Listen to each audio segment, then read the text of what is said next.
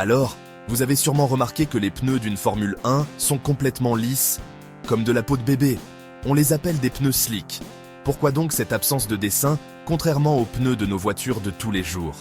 Eh bien, la réponse est simple, c'est pour aller le plus vite possible. En Formule 1, chaque milliseconde compte. Pour maximiser la vitesse, il faut une adhérence maximale entre la voiture et le circuit.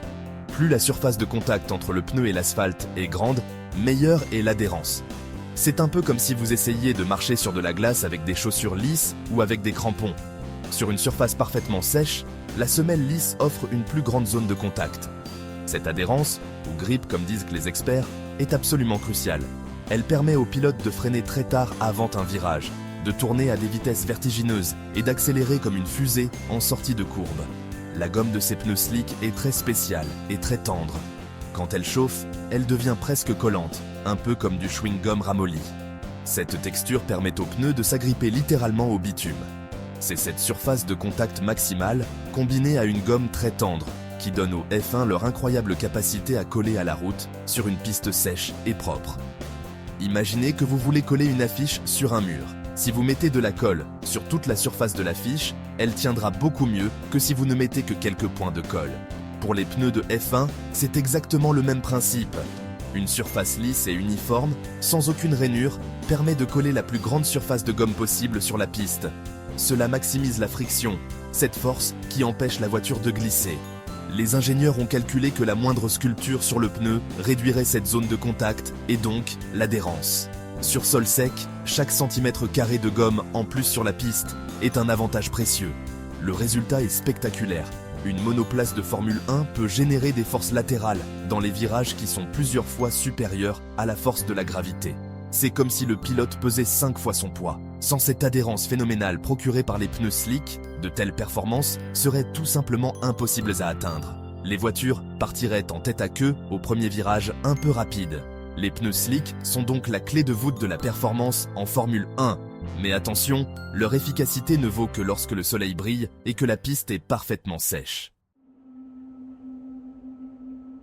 Maintenant, que se passe-t-il si le ciel s'assombrit et que la pluie commence à tomber sur le circuit? Eh bien, la situation change du tout au tout.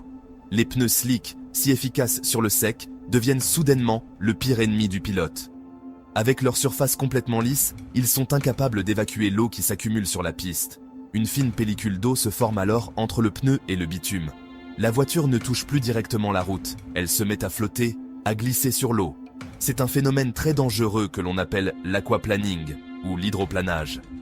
Lorsque l'aquaplaning se produit, le pilote perd presque totalement le contrôle de sa voiture.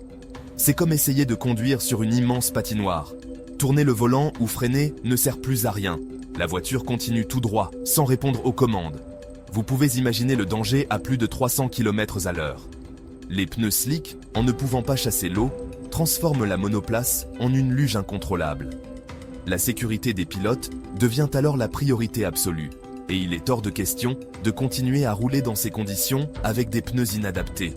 Le risque d'un accident grave est bien trop élevé pour prendre un tel pari. Pour mieux comprendre, prenez 2 planches de bois. Posez la première, bien lisse, sur une flaque d'eau et essayez de la pousser. Vous verrez qu'elle glisse très facilement. Maintenant, prenez la deuxième planche et taillez des rainures dedans. Posez-la sur la même flaque. Vous remarquerez qu'elle accroche beaucoup plus, car l'eau peut s'échapper par les rainures. Le pneu slick sur une piste mouillée se comporte exactement comme la première planche lisse. Il ne peut pas briser le film d'eau, et au lieu de s'agripper à la route, il glisse dessus, rendant la voiture complètement instable et imprévisible. La direction de course surveille donc la météo avec une attention extrême.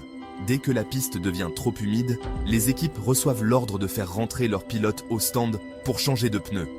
Continuer avec des slicks sur une piste détrempée serait non seulement inefficace, car les temps autour s'effondreraient, mais ce serait surtout suicidaire. La perte d'adhérence est si brutale et si complète que même les meilleurs pilotes du monde ne pourraient rien faire pour éviter une sortie de piste. La pluie transforme ainsi la stratégie de course et impose un changement radical d'équipement pour garantir la sécurité. Face à une piste inondée, les écuries ont une solution, les pneus pluie, aussi appelés full wet. Contrairement aux slicks, ces pneus sont couverts de profondes rainures, un peu comme les pneus de nos voitures.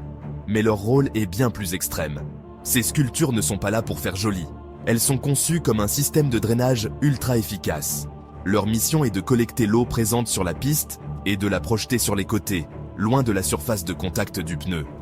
Cela permet à une partie de la gomme de rester en contact direct avec l'asphalte, même sous une pluie battante.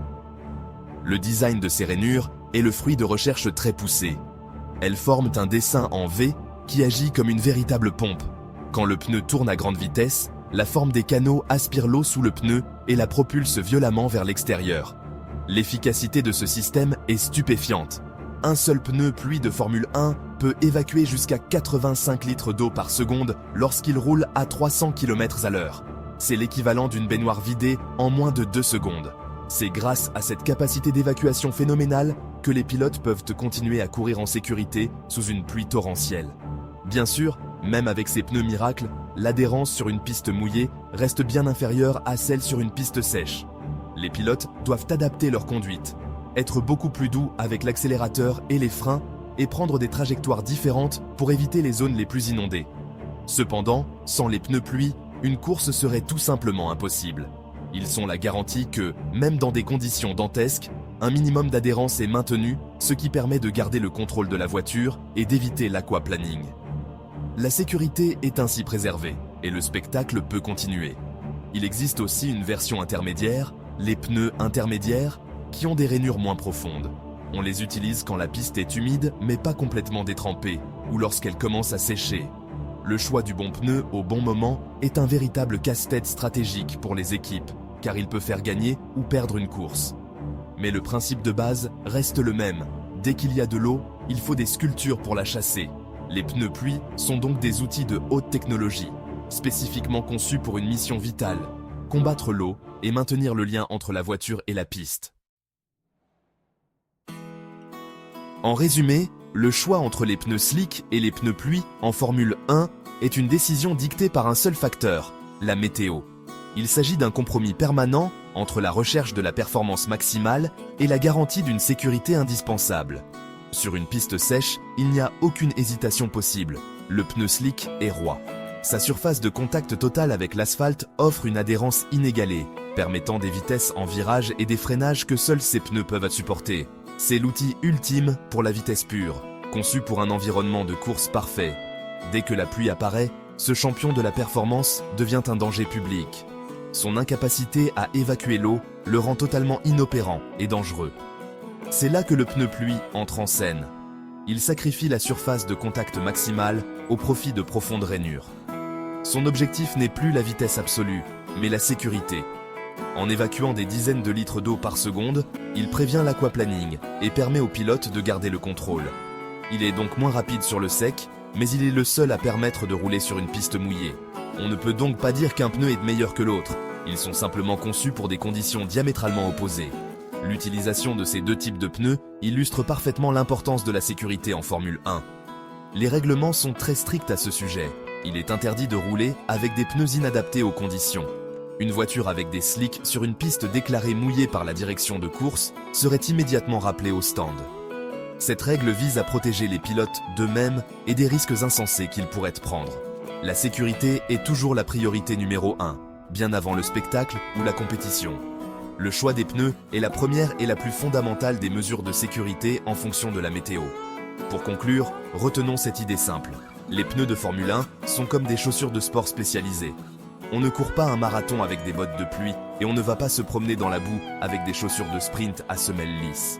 En F1, c'est pareil. Les pneus slick sont pour le beau temps, pour maximiser l'adhérence et la vitesse sur sol sec.